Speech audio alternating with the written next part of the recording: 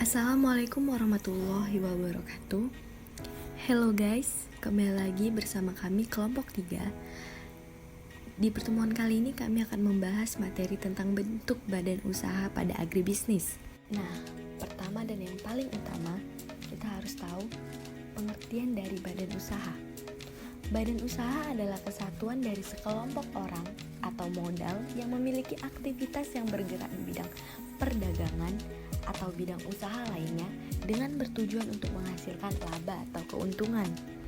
Pada umumnya, sebagian orang menganggap bahwa badan usaha dengan perusahaan memiliki pengertian yang sama. Namun, tahukah kalian bahwa perusahaan dengan badan usaha itu sangat berbeda? Di sini, saya akan menjelaskan beberapa perbedaan antara perusahaan dengan badan usaha. Pada perusahaan, merupakan kesatuan teknis produksi, namun di badan usaha merupakan kesatuan yuridis formal. Perbedaan kedua yaitu terletak pada tujuannya. Pada perusahaan bertujuan menghasilkan barang dan jasa, sedangkan pada badan usaha bertujuan mencari laba dan keuntungan. Poin ketiga dari perbedaannya, pada perusahaan tidak selalu bersifat resmi atau formal, sedangkan badan usaha bersifat resmi dan formal dan harus memenuhi syarat-syarat tertentu. Perbedaan yang terakhir yaitu pada perusahaan bersifat konkret atau nyata seperti pabrik, toko, atau bengkel, namun pada badan usaha bersifat abstrak yang hanya dapat dilihat dari akta pendirian. Sekarang kita akan masuk ke pembahasan macam-macam badan usaha. Macam-macam badan usaha dibedakan menjadi dua. Yang pertama adalah badan usaha menurut kepemilikan modalnya. Dalam badan usaha menurut kepemilikan modalnya, ada 3 badan usaha. Yang pertama adalah badan usaha milik negara atau BUMN. Dan pada BUMN ini ada 4 bentuk badan usaha lagi. Yang pertama adalah perusahaan jawatan atau perjan. Yang kedua ada perusahaan umum atau perum. Yang ketiga adalah persero. Dan yang terakhir ada badan usaha milik daerah atau BUMD. Kemudian ada BUMS, badan usaha milik swasta, dan yang terakhir adalah badan usaha campuran. Nah, untuk macam lainnya yaitu badan usaha berdasarkan badan hukumnya. Yang pertama ada perusahaan perseorangan, yang kedua ada firma, yang ketiga adalah persekutuan komanditer atau CV, yang keempat adalah perseroan terbatas atau PT.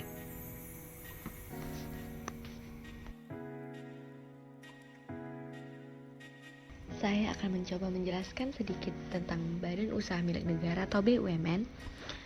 Badan usaha milik negara adalah semua perusahaan dalam bentuk apapun dan bergerak dalam bidang usaha apapun yang sebagian atau seluruh modalnya merupakan kekayaan negara, kecuali jika ditentukan lain berdasarkan undang-undang. Karena perusahaan ini milik negara, maka tujuan utamanya adalah membangun ekonomi sosial menuju tercapainya masyarakat yang adil dan makmur. Adapun ciri-ciri utama dari badan usaha milik negara yaitu: yang pertama, tujuan utama adalah melayani kepentingan umum sekaligus untuk mencari keuntungan. Yang kedua, berstatus badan hukum dan diatur berdasarkan undang-undang.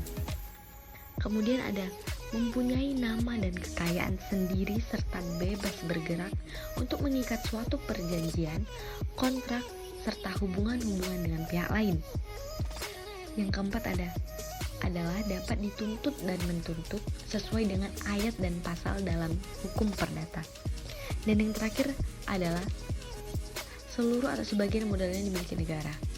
Dan pada prinsipnya, secara finansial harus dapat berdiri sendiri. Seperti yang sudah saya jelaskan di slide sebelumnya, di dalam badan usaha milik negara atau BUMN, terdapat beberapa bentuk badan usaha lainnya. Yang pertama ada perusahaan jawatan. Ciri-ciri dari perusahaan jawatan antara lain sebagai berikut. Yang pertama, memberikan pelayanan kepada masyarakat. Yang kedua, merupakan bagian dari suatu departemen pemerintah. Yang ketiga, dipimpin oleh seorang kepala yang bertanggung jawab langsung kepada menteri atau dirjen departemen yang bersangkutan. Dan yang terakhir, status karyawannya adalah pegawai negeri. Kemudian ada persero. Ciri-ciri persero adalah sebagai berikut. Yang pertama, pendirian persero diusulkan oleh menteri kepada presiden. Yang kedua, pelaksanaan pendirian dilakukan oleh menteri dengan memperhatikan perundang-undangan. Yang ketiga, statusnya berupa perseroan terbatas yang diatur berdasarkan undang-undang. Dan yang terakhir adalah modalnya terbentuk dari saham dan sebagian atau seluruh modalnya adalah milik negara dari kekayaan negara yang dipisahkan. Lanjut, ada namanya BUMD atau Badan Usaha Milik Daerah. Ciri-ciri dari BUMD adalah sebagai berikut. Yang pertama, pemerintah memegang hak atas segala kekayaan dan usaha. Yang kedua, pemerintah berkedudukan sebagai pemegang saham dalam pemodalan perusahaan. Pemerintah memiliki wewenang dan kekuasaan dalam menetapkan kebijakan perusahaan. Kemudian, pengawasan dilakukan dengan alat perlengkapan negara yang berwewenang dan melayani kepentingan umum selain mencari keuntungan. Yang terakhir, sebagai stabilisator perekonomian dalam rangka mensejahterakan rakyat. Yang terakhir adalah badan usaha milik swasta. Ciri-ciri dari BUMS adalah yang pertama, badan usaha sepenuhnya dikelola dan permodalannya dari pihak swasta. Yang kedua, pengawasan dilakukan secara hierarki maupun secara fungsional dilakukan oleh pemegang perusahaan. Yang ketiga, merupakan lembaga ekonomi yang tidak mempunyai tujuan utama mencari keuntungan perusahaan yang dijalankan dan dimodali oleh banyak orang atau organisasi. Dan yang terakhir, badan usaha ini memiliki badan hukum. Masuk lagi kita ke macam-macam badan usaha yang kedua, yaitu badan usaha berdasarkan badan hukumnya. Yang pertama adalah perusahaan perseorangan, yaitu merupakan perusahaan yang dimiliki dan diselenggarakan oleh satu orang. Ciri-cirinya meliputi yang pertama itu adalah modal dari perseorangan itu sendiri dan dikelola sendiri. Yang kedua, modal relatif terbatas, dan yang terakhir adalah pendirian relatif mudah. Yang kedua ada firma. Firma merupakan persekutuan yang dilakukan oleh dua orang atau lebih dengan nama bersama untuk menjalankan satu bisnis. Ciri-ciri dari firma yaitu para sekutu aktif dalam mengelola perusahaan. Kemudian, tanggung jawab tak terbatas atas segala yang telah terjadi. Dan yang terakhir ada berakhir apabila salah satu anggota meninggal dunia dan mengundurkan diri atau masa usahanya telah sampai pada saat yang ditentukan. Yang ketiga ada persekutuan komanditer atau CV. CV merupakan salah satu bentuk usaha yang dipilih oleh para pengusaha yang ingin melakukan kegiatan usaha dengan modal yang terbatas. CV dapat dianggap sebagai perluasan bentuk badan usaha perseorangan. CV adalah persekutuan yang didirikan oleh beberapa orang atau sekutu yang menyerahkan dan mempercayakan uangnya untuk dipakai dalam persekutuan. Para anggota persekutuan menyerahkan uangnya sebagai modal persekutuan dengan jumlah yang tidak perlu sama sebagai tanda keikutsertaan di dalam perusahaan. Yang terakhir adalah perseroan terbatas atau PT. PT adalah suatu badan usaha yang mempunyai kekayaan hak serta kewajiban sendiri yang terpisah dari kekayaan, hak serta kewajiban para pendiri maupun para pemilik. Makin besar saham yang dimiliki seseorang, semakin besar pula peran dan kedudukannya sebagai pemilik perusahaan yang menerbitkan saham tersebut. Pada PT, kekayaan pribadi para pemegang saham maupun milik para pemimpin perusahaan tidak dipertanggungkan sebagai jaminan terhadap utang-utang perusahaan. Sesuai dengan namanya, perseroan terbatas, keterlibatan dan tanggung jawab para pemilik terhadap utang piutang sangat terbatas pada saham yang dimiliki. Pembahasan kita yang selanjutnya yaitu tentang bentuk badan usaha agribisnis. Yang pertama ada perusahaan negara umum atau Perum. Yang kedua adalah perusahaan negara jawatan atau Perjan. Yang ketiga ada perusahaan daerah atau PD. Dan yang keempat ada koperasi.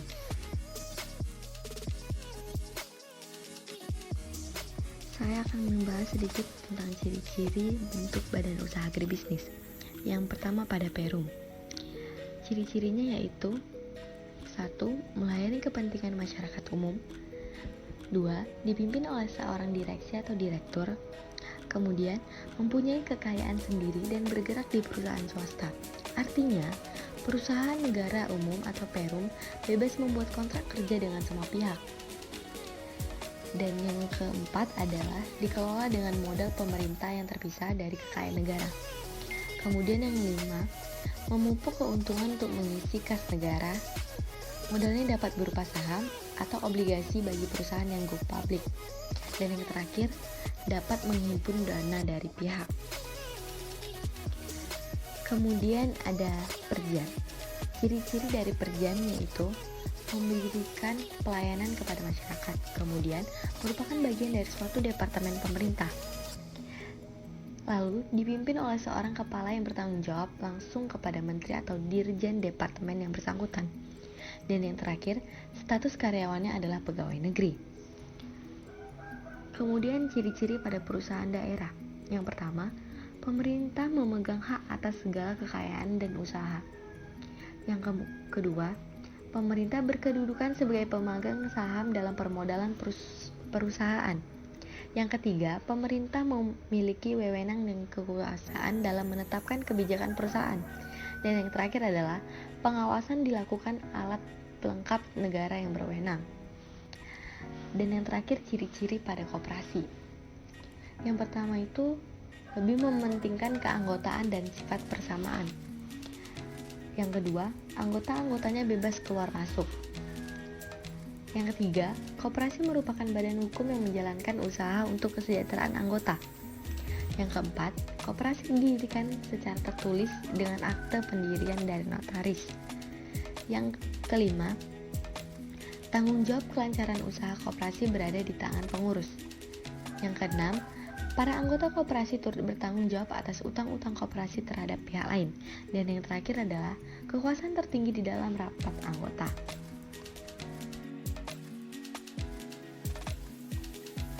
Selanjutnya kita bahas tentang studi kasus pendirian badan usaha. Yang pertama pada PT Telekomunikasi Indonesia Tbk, atau yang sekarang kita sebut sebagai Telkom. Merupakan BUMN yang bergerak di bidang jasa layanan telekomunikasi dan jaringan di wilayah Indonesia. Sebagai perusahaan milik negara yang sahamnya diperdagangkan di bursa saham, pemegang saham mayoritas perusahaan adalah pemerintah Republik Indonesia, sedangkan sisanya dikuasai oleh publik. Perusahaan penyelenggaraan bisnis Times atau Telecommunication Information Media Edutainment and Service milik negara yang terbesar di Indonesia, yaitu sebuah portofolio bisnis yang lebih lengkap mengikuti tren perubahan bisnis global di masa yang akan datang. Yang kedua, kita akan membahas tentang era kolonial. Pada studi kasus kali ini, yaitu terjadi pada tahun 1882. Didirikan sebuah badan usaha swasta penyedia layanan pos dan telegraf. Layanan komunikasi kemudian dikonsolidasikan oleh pemerintah Hindia Belanda ke dalam Jawatan Pos Telegraf Telepon atau PTT. Sebelumnya, pada tanggal 23 Oktober 1856, dimulai pengoperasian layanan jasa telegraf elektromagnetik pertama yang menghubungkan Jakarta atau yang dulu kita sebut sebagai Batavia dengan Bogor. Pada tahun 2009, momen tersebut dijadikan sebagai patokan hari lahir Telkom. Yang ketiga, perusahaan negara. Pada tahun 1961, status jawatan diubah menjadi perusahaan negara Pos dan Telekomunikasi atau PN Postel. Kemudian, pada tahun 1965, PN Postel dipecah menjadi Perusahaan Negara Pos dan Giro atau PN Pos dan Giro dan Perusahaan Negara Telekomunikasi atau PN Telekomunikasi. Yang keempat, ada Perumtel. Pada tahun 1974, PN Telekomunikasi diubah namanya menjadi Perusahaan Umum Telekomunikasi atau Perumtel, yang menyelenggarakan jasa telekomunikasi nasional maupun internasional. Pada tahun 1999, 1980, seluruh saham PT Indonesia Satellite Corporation atau TBK diambil alih oleh pemerintah RI menjadi badan usaha milik negara atau BUMN untuk menyelenggarakan jasa telekomunikasi internasional. Terpisah dari Perumtel, pada tahun 1989 ditetapkan Undang-Undang Nomor 3 Tahun 1989 tentang telekomunikasi yang juga mengatur peran swasta dalam penyelenggaraan telekomunikasi. Yang kelima ada PT Telekomunikasi Indonesia atau Persero. Pada tahun 1991, Perumtel berubah bentuk menjadi perusahaan Persero yang kita sebut kemarin sebagai perusahaan Persero Telekomunikasi Indonesia berdasarkan peraturan pemerintah nomor 25 tahun 1991. Dan yang terakhir adalah PT Telekomunikasi Indonesia Persero Tbk. Pada tanggal 18 November 1995 dilakukan penawaran umum perdana saham Telkom. Sejak itu, saham Telkom tercatat dan diperdagangkan di Bursa Efek Jakarta dan Bursa Efek Surabaya. Saham Telkom juga diperdagangkan tanpa pencatatan di Bursa Saham Tokyo. Jumlah saham yang dilepas saat itu adalah 933 juta lembar saham.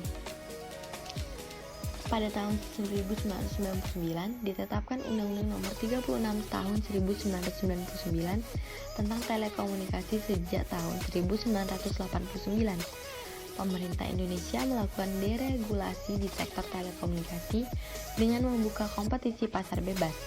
Dengan demikian, Telkom tidak lagi memonopoli telekomunikasi Indonesia. Pada tahun 2001, Telkom membeli 35% saham Telkomsel dari PT Indosat sebagai bagian dari implementasi restrukturisasi industri jasa telekomunikasi di Indonesia yang ditandai dengan penghapusan kepemilikan bersama dan kepemilikan silang antara Telkom dan Indosat.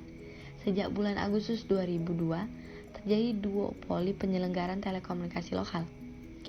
Pada 23 Oktober 2009, Telkom meluncurkan New Telkom yang ditandai dengan penggantian identitas perusahaan.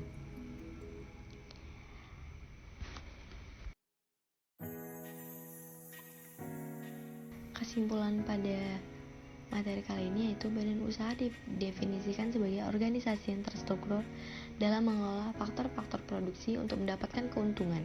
Pengertian lain badan usaha dalam buku Komitmen Ekonomi adalah kesatuan yuridis dan ekonomi yang menggunakan faktor produksi untuk menghasilkan barang dan jasa dengan tujuan mencari keuntungan. Terima kasih untuk kalian yang sudah menonton video pembelajaran dari kelompok 3. Video kali ini menarik kan untuk ditonton dan untuk dipelajari lebih lanjut. Nah, pada pertemuan berikutnya kita akan masuk ke materi-materi yang mungkin akan menyenangkan untuk lebih kita bahas lebih dalam. Jadi, jangan lupa klik tombol subscribe dan klik loncengnya agar kalian terus dapat notifikasi dari YouTube. Sampai bertemu di pertemuan berikutnya guys. See you, have a great day ya.